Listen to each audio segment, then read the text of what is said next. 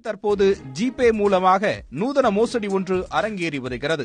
இது தொடர்பாக காவல்துறை வெளியிட்டுள்ள அறிக்கையில், முதலில் உங்களுக்கு தெரியாத ஒருவர் தெரிந்தே உங்கள் ஜிபேவிற்கு பணம் அனுப்புவார். பின்னர் உங்கள் கணக்கில் தவறுதலாக பணம் போட்டுள்ளதாக கூறி போனில் அழைத்து பணத்தை திரும்பி அனுப்புமாறு கேட்பார். தங்களுக்கு சொந்தமில்லாத பணம் அது என்பதை அறியும் நீங்களும் பணத்தை திருப்பி அனுப்பினால் உங்கள் கணக்கு ஹேக் செய்யப்படும் என காவல்துறை தரப்பில் தெரிவிக்கப்பட்டுள்ளது. எனவே யாராவது உங்கள் கணக்கில் தவறாக பணம் அனுப்பியிருந்தால் அந்த பணத்தை மீண்டும் கூகுள் பே மூலம் அனுப்பாமல் அழைப்பவரின் அடையாள சான்றுடன் அருகிலுள்ள காவல் நிலையத்திற்கு வந்து பணமாக வாங்கிக் கொள்ளுமாறு தெரிவிக்குமாறு போலீசார் அறிவுறுத்தியுள்ளனர்.